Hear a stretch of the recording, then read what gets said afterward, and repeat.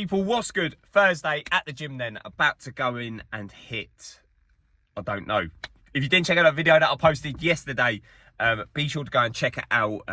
Unfortunately, on the Tuesday session, we done a massive injury on the right shoulder. And at the moment, I'm unsure whether or not I'll be able to do any pulling or pressing movements. So today will be a bit of a feeler. It's only 2 days after it. Rested it yesterday, done a bit of cardio. I had football last night, but coming back to it today, normally would be a back session, but I definitely want to rest the shoulder, making sure that it's fully healed before we come back and do any type of upper body workout or any heavy pulling or pressing. Today will just be a feeler depending on how it moves. It will more than likely be a cardio or an ab focused session. Not done one of them in a while, so not a massive problem. But if you didn't check out the video yesterday, be sure to go and check it out. Watch it till the end, and you will see me almost detached my front delt from my shoulder. My own fault, but we move, we deal with injuries, and we overcome them. But as I said, I will not make this too long. If you are new around here or do find yourself coming back on the regular, then please do go down and smash the subscribe button and make sure you click the bell notification to be notified for when I upload. Go and check out all the links that are down in the description. And yeah, other than that, I'll see you in there, and I'll let you know what we're doing once we're in the gym for the first working set. So let's get it.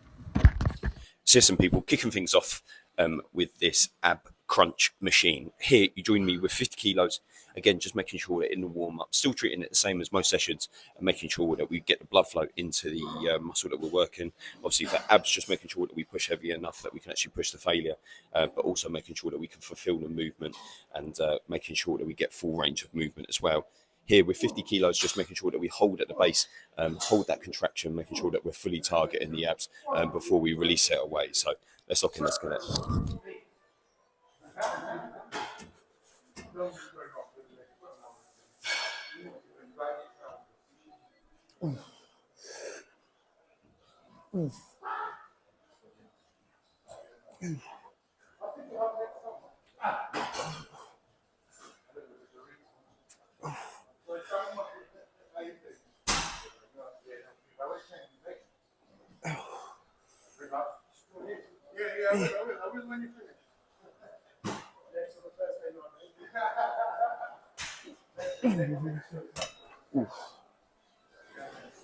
Now then, moving on to some cable work. Here you join me with some cable crunches. Here, more range of movement than the machine, as it allows us to fully stretch out the abs, the abdomen, should I say, allowing us to target the upper and the middle part of the abs. Obviously, on the contraction, making sure that we hold for a good 2-3 seconds, just making sure that we actually hold that contraction at the bottom before we release it away from us. Here, you join me with 21 kilos. Again, not a huge amount of weight. On an ab session, just making sure that we're getting that contraction actually into the abs before releasing it away from us. Here, pushing to failure for as many reps as possible, and we'll do this maybe 3, maybe 4 more sets after this one. So let's lock in, let's get it.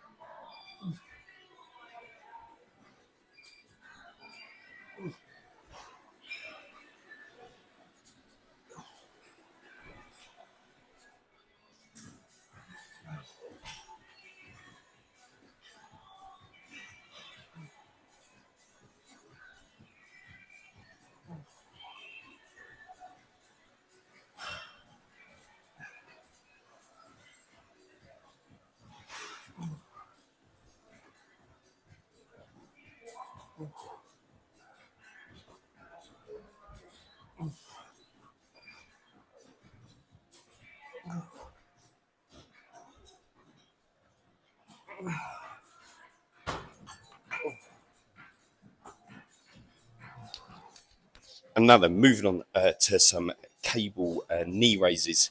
Here, just using the cable attachment, doing normal knee raises, but just assisting myself with a little bit extra weight, only 3 kilos aside, 6 kilos, just to make it a weighted exercise, so it's not just body weighted.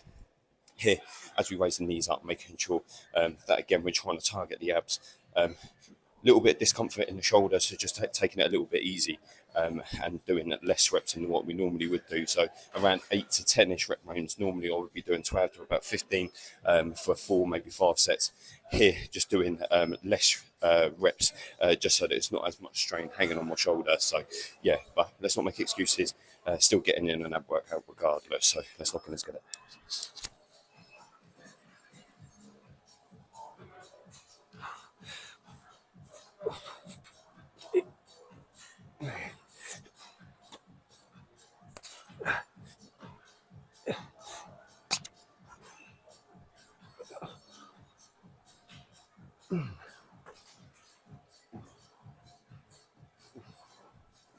And now then, moving on to some dumbbell oblique work, you join me with 30 kilo side dips here, just making sure that, again, we really focus the contraction on the obliques. So as we release it away from us, making sure that we pause at the bottom before we come back up, making sure that we fully control each rep, not bouncing it and not rushing the movement at all, making sure that we're really slowing down that time under tension.